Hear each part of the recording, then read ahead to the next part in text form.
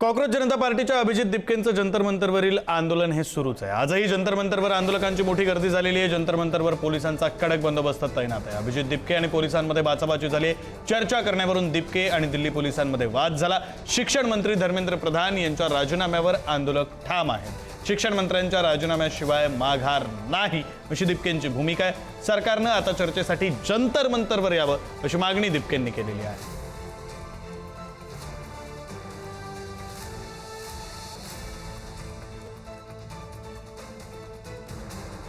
कालचं कॉक्रोच जनता पार्टीचं आंदोलन, त्यावर झालेला लाठीचार्ज आणि एकंदरीतच या सगळ्या परिस्थिती संदर्भात आपल्याला बोलायचं आणि त्यासाठी बोलण्यासाठी आपल्यासोबत अतुल भातखळकर भाजपचे आमदार जोडले गेलेले आहेत। भातखळकरजी, स्वागत आहे आपलं पुढारी न्यूजमध्ये।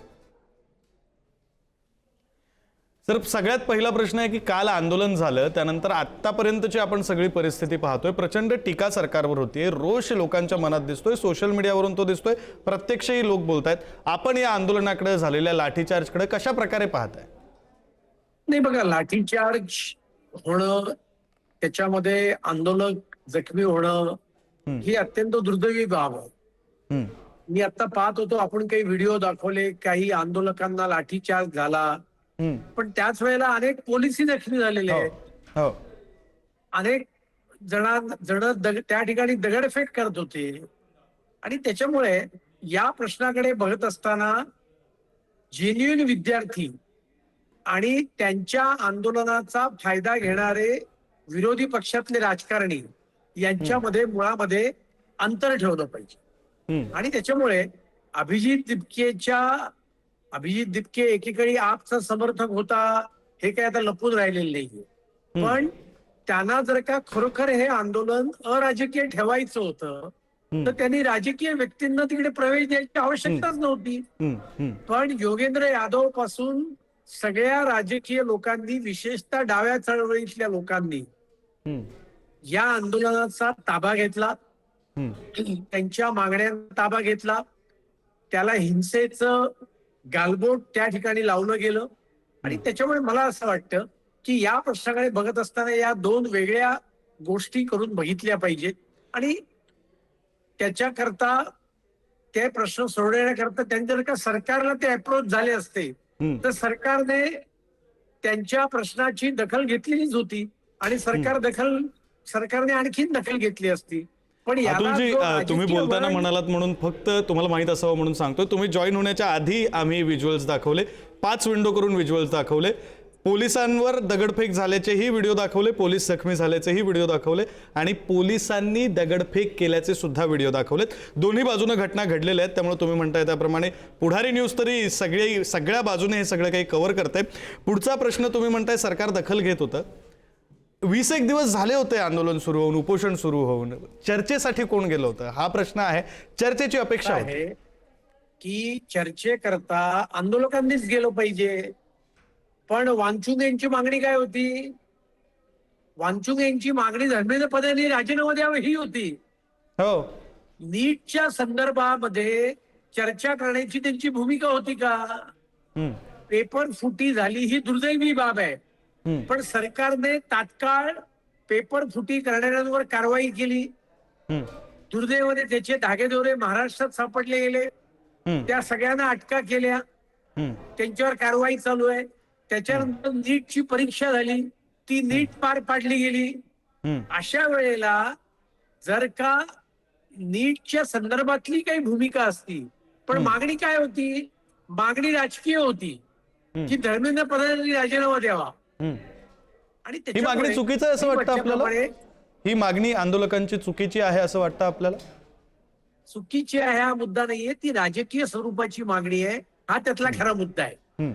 मग जर एखाद्या मंत्र्याचा राजीनामा हा सरकारचा विषय असू शकत नाही, तो पक्षाचा विषय असू शकतो। आणि त्याच्यामुळे त्यांनी मागणी करतानाच त्यांचं आंदोलनाचं राजकीय स्वरूप आहे आणि त्यांच्या सगळ्या मागण्यांना राजकारणाचा वास येत होता, मी सुरुवातीला म्हटलं। आणि त्याच्यामुळे वांचुक यांच्याविषयी आता बरेच मतप्रवाह आहेत। त्यांनी लडाखमध्ये आंदोलन केलं, काय मागणी होती? म्हणजे मुळामध्ये वर्षानुवर्ष लडाखचं वेगळी युनियन टेरिटरी करावी अशी मागणी होती, जी मागणी भाजपच्या सरकारने पूर्ण केली। ती पूर्ण केल्यानंतर एका महिन्याच्या आत लडाखला राज्याचा दर्जा देण्यात यावा याच्याकरता त्यांनी आंदोलन चालू केलं, जी मागणी कधीच नव्हती. एखादं राज्य सस्टेन होण्याकरता त्याचे आर्थिक स्रोत लागतात. युनियन टेरिटरी असेल तर त्याला केंद्र सरकार मदत करतं, केंद्र सरकारचं नियंत्रण असतं. ते सीमावर्ती राज्य आहे, चीनची सीमा त्याला लागू नये. अशा वेळेला अशा पद्धतीचं आंदोलन करणं, मला वाटतं की सोनम वांगचुक यांचे हेतू जे आहेत हे फार निराळे आहेत. हेच या आंदोलनातून स्पष्ट होते. अतुलजी, तो एक वेगळा विषय आहे. तुम्ही त्या सगळ्याबद्दल विश्लेषण केलं, पुन्हा एकदा माहिती दिलीत त्यासाठी धन्यवाद. पण पुन्हा आपण कालचं आंदोलन आणि काल झालेल्या लाठीचार्ज विषयी बोलूया. व्हिडिओ समोर आलेत, आपण व्हिडिओ पाहिलेले आहेत. अगदी एका 10 वर्षाच्या मुलावर पोलिसांनी लाठीचार्ज केला. आपण निषेध करणार का या सगळ्याचा?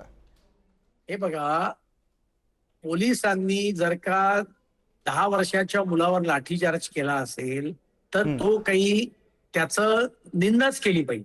आणि मी तुम्हाला 100% सांगतो की कुठल्याही लाठीचार्ज नंतर पोलिसांच्या मार्फत त्याची चौकशी केली जाते.